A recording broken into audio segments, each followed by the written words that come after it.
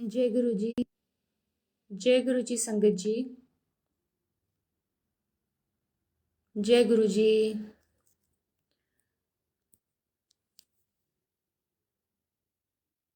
संगत जी, ये सत्संग शुरू करने से पहले हम गुरु जी का मंत्र जाप करेंगे।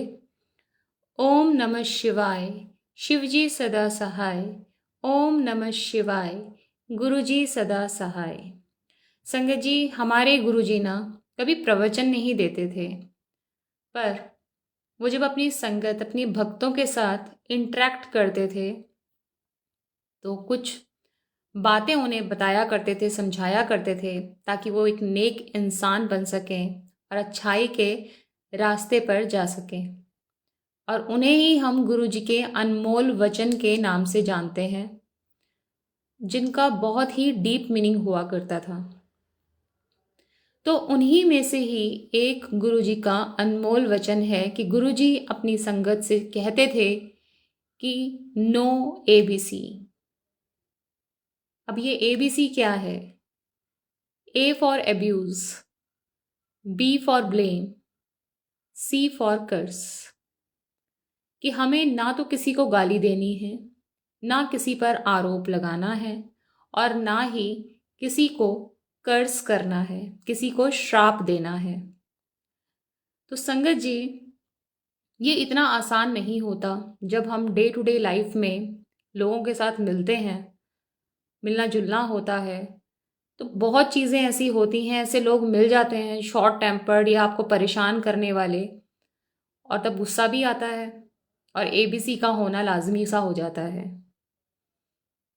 तो बड़ा मुश्किल होता है ये सब। लेकिन हमें ये सब करने की कि हम किसी के लिए गलत ना बोलें, ना किसी को ब्लेम करें, ना किसी को श्राप दें, हम इसकी कोशिश तो कर ही सकते हैं ना। तो हमें कभी भी किसी को भी श्राप नहीं देना चाहिए, ब्लेम नहीं करना चाहिए, और एब्यूज़ तो बिल्कुल भी नहीं करना चाहिए। इससे हमारे कर्म खराब होते हैं। और अगर कोई आपको गलत बोल रहा है तो यकीन मानिए वो वही दे रहा है जो उसके पास है। अगर कोई आपको गाली दे रहा है तो उसके पास सिर्फ वही है। वो अपने पुण्य आपको दे रहा है, और आपके जो पाप कर्म है वो खुद अपने सर पे लेके जा रहा है। बस आप चुप रहिए, आप अपने कर्म खराब मत करिए उसको उल्टा बोलकर। और ये बहुत टफ होता है, पर धीरे धीरे जब हम ऐसा करने की कोशिश करेंगे तो हम गुरु जी की वो मुट्ठी भर संगत ज़रूर बनेंगे। तो ये बहुत मुश्किल है, पर हमें करना चाहिए। एक बार की बात है, अ, जो बुद्ध महाराज हैं वो बैठे हुए थे, और उनके पास एक आदमी आता है जो बहुत बुरी बुरी उन्हें गालियां देने लगता है। वो चुप रहते हैं और वो आदमी गालियां देकर चला जाता है। उनका एक शिष्य होता है, वो बोलता है कि आपने ये सब सुन कैसे लिया? आपको चुप नहीं रहना चाहिए था, वो इतना गंदा आपको बोल कर गया है।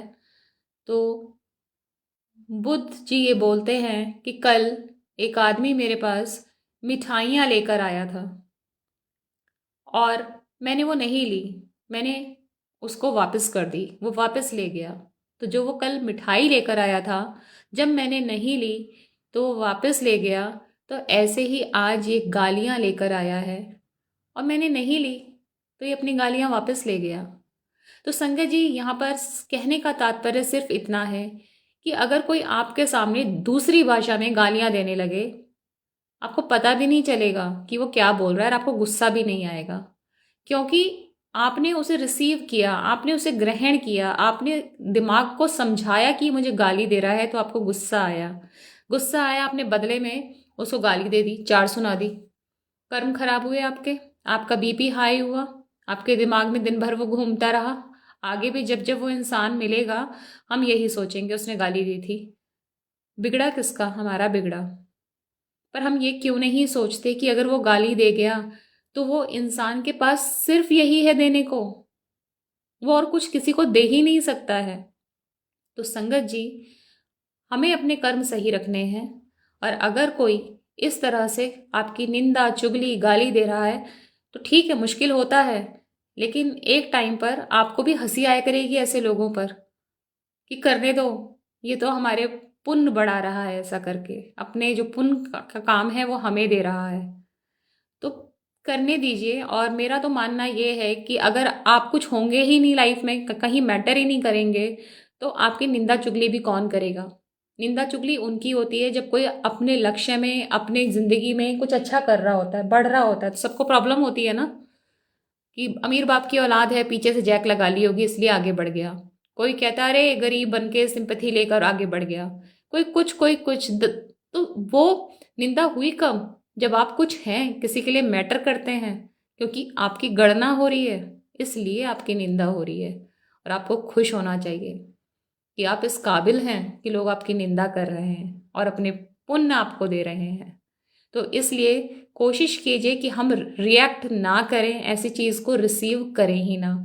जब हम गुरु जी से जुड़ जाते हैं तो इस तरह की जो नेगेटिविटी है, नेगेटिव लोग हैं, वो हमसे अपने आप दूर होते चले जाते हैं। गुरु जी का यही बहुत बड़ा आशीर्वाद है, हमारा सर्किल वही रह जाता है बस। बड़े मंदिर जाना, उसके बाद सत्संग में जाना, वही संगत परिवार, जहाँ पर मैं जैसी तो कोई चीज़ होती ही नहीं है। एक शब्द आपने सुना होगा ना, उसमें बोलते हैं, राजा बोलता है गुरु नानक देव जी से कि मैं आपको घोड़े दे देता हूँ, मैं आपको जेवर दे देता हूँ, सोने चांदी। तो वो कहते हैं तेरा थोड़ी है, तू क्या देगा, तू कुछ अपनी चीज़ दे। वो सोच में पड़ जाता है मैं अपनी क्या दूँ, सब कुछ तो उन्हें ऑफर कर चुका होता है, पर उसको समझ ही नहीं आता मैं अपना क्या दूँ। तो एंड में गुरु नानक देव जी कहते हैं तू अपनी मैं मुझे दे दे। अपना अहंकार, ये मैं है हमारे अंदर जो अहंकार लाता है, सक्सेस बहुत डेंजरस चीज़ होती है, साथ में अहंकार लेकर आ जाती है। और ये अहंकार ना अच्छे अच्छों को डुबो देता है। इसने रावण को नहीं छोड़ा जो इतना बड़ा ज्ञानी था, शिव भक्त था, तो और किसको छोड़ेगा। कहते हैं ना, अहंकार और बांस की तुलना की गई है एक शब्द में। संगत जी, शब्द वाणी ना एक बहुत बड़ा सीख होती है, हर शब्द में बहुत बड़ी सीख है। तो उस शब्द में है कि अहंकार एक बांस के समान है। बांस अगर जड़ी बूटियों के चंदन के पास भी उसे खड़ा कर दो ना, वो स्मेल नहीं ले सकता, उसकी फ्रेग्रेंस जो है वो चढ़ेगी ही नहीं बाकी जड़ी बूटियों की उसके ऊपर। दूसरा, खोखला होता है, बाहर से दिखने में इतना भारी भरकम खोखला होता है, और अगर हम प्यार से उस पर हाथ भी फेरेंगे, हमारा हाथ जो है ना जख्मी हो जाता है उससे। और बांस से जब बांस टकराते हैं तो क्या होता है, आग लग जाती है, जंगल के जंगल जल जाते हैं, खाक हो जाते हैं। तो अहंकार इतनी बुरी चीज़ है, इसकी तुलना बांस से की गई है। तो निंदा चुगली अहंकार से बचें, एबीसी ना करें, और अपनी जिंदगी में अपनी जो जिम्मेदारी है वो निभाइए, पर अपने लिए जीना मत छोड़िए। क्योंकि आप करते मर जाएंगे, अपनों के लिए भी दूसरों के लिए भी। आपको सर्टिफिकेट कोई नहीं देने वाला है। आप उसका 0.001% भी अपने भगवान के लिए करेंगे ना। भगवान के लिए करना क्या है, सिर्फ सिमरन करना है, वो भी हमारे अपने लिए। भगवान को कुछ नहीं चाहिए हमसे, तो वो आपके अपने हो जाएंगे हमेशा। लेकिन अगर आप करे ही जा रहे हैं और अपने आप को भूल गए हैं, अपनी ज़िंदगी जीना भूल गए हैं। सपोज़ मुझे गाना पसंद है और मैंने वो गाना छोड़ दिया है, बिल्कुल दूसरों के हिसाब से ज़िंदगी जीनी शुरू कर दी है। दूसरे क्या, अपने, जिनको मैं अपना मानूं, कि उनके लिए बस सर्वस्व समर्पण कर दिया है, तो एक दिन पता है वो भी इरिटेट से हो जाते हैं। क्योंकि अब आप में खासियत तो क्या ही रही है, आपने आप खुद को उनके अकॉर्डिंग ढाल लिया है। हम ये सोचते हैं कि आज नहीं कल उनके मन में है कि हम उनके लिए इतना कर रहे हैं, पर नहीं होता।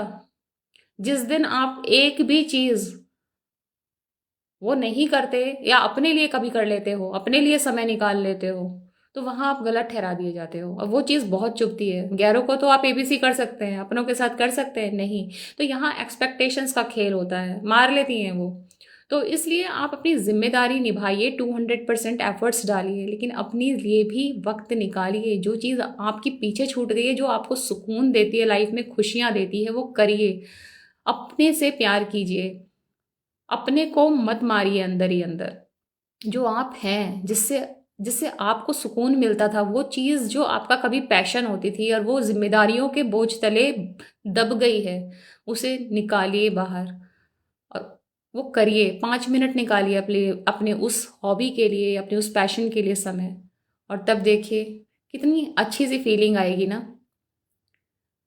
तो बस संगत जी, ये एक छोटे से मैसेज के साथ ही, हालांकि गुरु जी का कोई भी संदेश छोटा नहीं होता है, गूढ़ मीनिंग उसके होते हैं। तो संगत जी, हमें बस गुरु जी की उसी मुट्ठी भर संगत में रहना है, वही बनना है, हमें कोशिश करनी है। बिकॉज बहुत टफ होता है ये, कि हम किसी के साथ गाली गलौज ना करें, किसी को ब्लेम ना करें, बिकॉज हमारी इस जीवन में ना कोई हमें दर्द देने भी आता है तो वो भी उसका कार्मिक अकाउंट था हमारे साथ और वो पूरा करने आया है। तो जितना जल्दी कट जाएगा इस जन्म में कट जाएगा, ठीक है, नहीं तो अगले जन्म में भी ये सारे फिर वापस जाएंगे।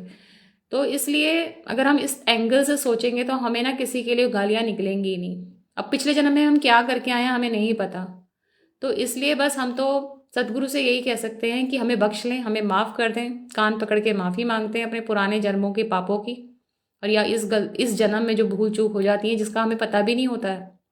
तो इसलिए गुरु जी इसी तरह हमारा मार्गदर्शन करते रहें और हम नेक रास्ते पर चलें।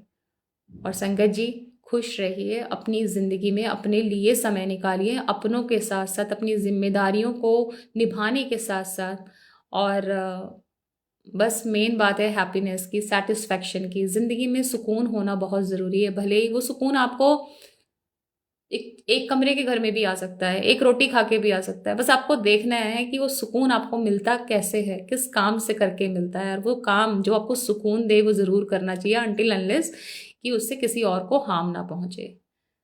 तो जय गुरु जी। संगत जी अपना ख्याल रखिए।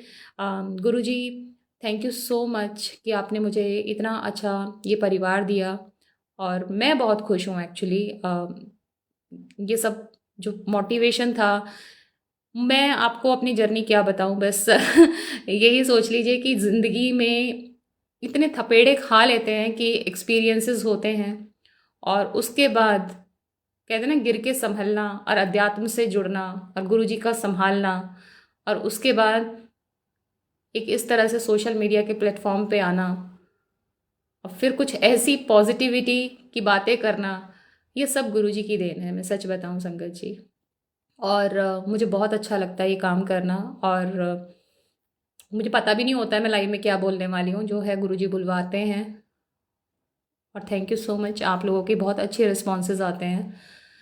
तो गुड नाइट, अपना ख्याल रखिए, कल मिलते हैं दूसरे लाइव के साथ। जय गुरु जी, शुक्राना गुरु जी, अनंतम अनंतम शुक्राना गुरु जी। थैंक यू सो मच संगत जी।